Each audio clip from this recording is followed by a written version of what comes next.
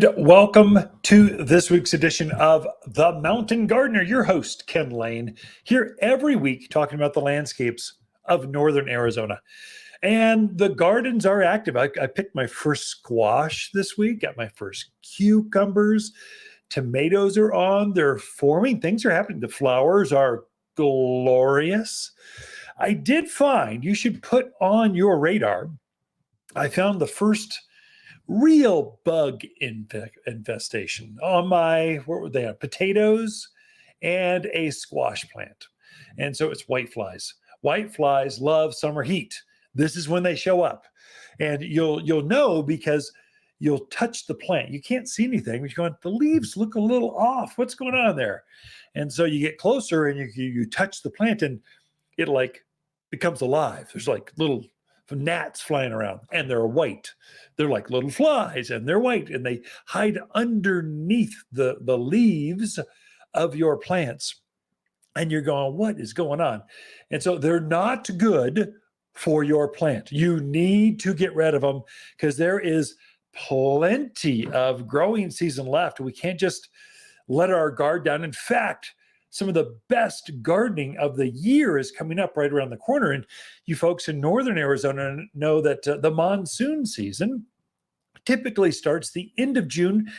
July 4th, typically locals go, it could happen anytime.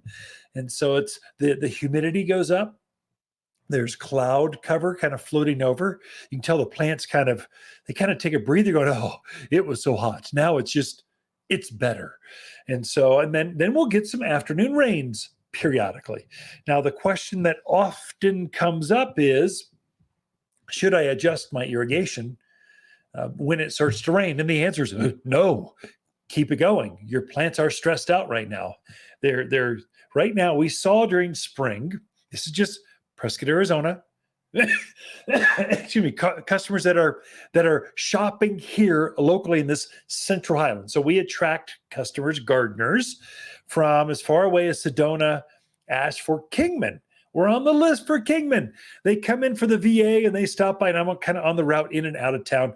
They stop by. So we're getting it from all over this northern Arizona area. Of course, Prescott Valley, Chino, Cottonwood, all those areas. They're coming in regularly. It's funny. Cottonwood, Camp Verde, those areas, they're coming in for Trader Joe's, Costco. And while they're here, they're when they're on this side of the hills, what they say, oh, we thought we'd just stop in and do some gardening. So thank you very much. So they're coming in. The monsoons start anytime. We can get there's a spike in July, August of moisture in the mountains of Arizona. Your plants will just thrive, take off with new growth. And so they're stressed now, and they've got some bug pressure, but keep them moist, keep them watered, keep the bugs under control and fertilize.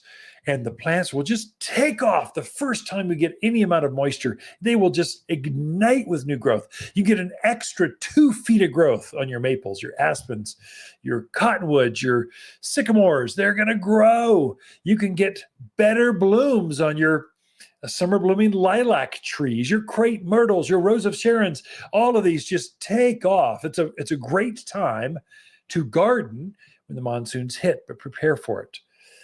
Watering's a challenge right now because we had customers in April and May, first part of June, obviously grotesque overwatering. We were cool at night. It was a cool spring. And so you were watering more than the plants needed. And so you had some yellow leaves showing up. Classic indication of plants are overwatered. Now we're seeing just the opposite. So they compensated. So they were overwatered. Then they went, okay, I'm cutting back. But now it's been dry for over a month. We just hit our 90. We're flirting with 90s here up in the mountains. You're underwatering. So bump the water up. Water longer, not necessarily more frequently, but longer. Get that water pushed down further into the root zone. And then if we do get a nice monsoon afternoon rain, don't adjust the irrigation. Keep it going. So the rain will help add to your irrigation and hydrate that where that emitter was watering. plus all the rest of the tree. And so it's the best thing you could do. Unless we get serious rain. I mean, we've had 6, 8, 9 inches of rain. I would not, for the month, I would not adjust my irrigation. Keep it going. Let the entire landscape rehydrate before you start even thinking about playing with that clock. So that's come up twice this week. So I know it's coming. People are anticipating. What should I be doing? Nothing at all. Leave it alone. Your plants are being underwatered right now. Your irrigation is a life support. It just keeps that between rain cycles. The irrigation just keeps things barely alive. They do not like drip irrigation. They get yellow. They're barely keeping alive. They really, really need rain. Rain's got the perfect pH. When lightning strikes, it infuses the rainwater with nitrogen as the lightning burns the air around it, kind of supercharges with some nice nutritional value for your plants. It's the best.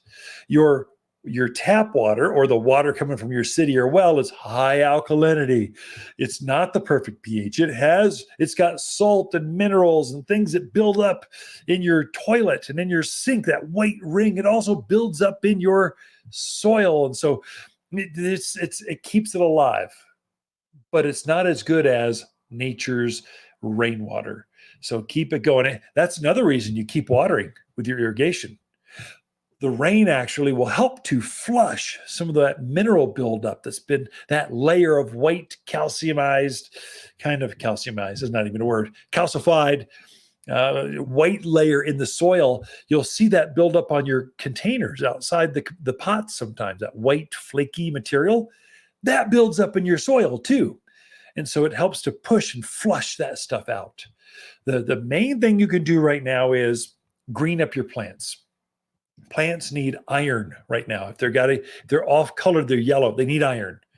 They need nitrogen. That's what's going to help them, especially new plants, flush new growth. They need phosphorus. That's what's going to form another set of flowers on your roses. Keep the flowers blooming on those hanging baskets. And they need potash. That's the sturdiness of the stems, the thickness of the foliage, the disease resistance. That's the sturdiness of that plant. So nitrogen, phosphorus, potash, some iron. And your soil has creeped up. Its pH level has just crept up. And that's what's causing some of that yellowing. So what I've done in my own gardens, I've just spread, and we want to get this on before the monsoons don't wait for rain, do it now, so that when it does rain, it's sitting there waiting to go. So I've spread all-purpose plant food, 744 all-purpose. It's got nitrogen, phosphorus, potash, some iron, and sulfur. Sulfur lowers the pH. So it's got all the stuff I just mentioned. I spread that around the drip line, those outer branch or outer layers. Don't focus the fertilizer right up against the trunk. Go towards the outer edges. That's where the feeder roots are. The feeder roots, the ones that take in the nutrients in the water, they kind of mirror the outer edge of the outer branches of your trees and shrubs. Put the food and water out there where the feeder roots are. It's a different kind of root. It's real light colored, very fine, picks up moisture. At the trunk, at the base of a tree or a shrub, or just big anchoring roots. They're covered in bark. They can hardly even see the soil, much less take in moisture. Your feeder roots, the ones that do all the work, they're further out. That's where you want to focus that food and that water. So if it's really yellow, there's a couple things that were really yellow, especially here at the nursery. We actually have a quick release iron. There's an iron product. They call it chelated iron or liquid iron. You give it liquid iron. It's a form that the plant can pull up immediately. That will green things up. I mean, just right away. I mean, you'll see it 3 days later going, whoa, it's green. This is great. So liquid iron for things that are really yellow, but they still need that nitrogen, phosphorus, that potash. Take advantage of it now. Put it on. Pray for rain. You will have a magic garden. We're just getting started with the garden season. Be right back with more garden tips, tricks, and garden advice after this.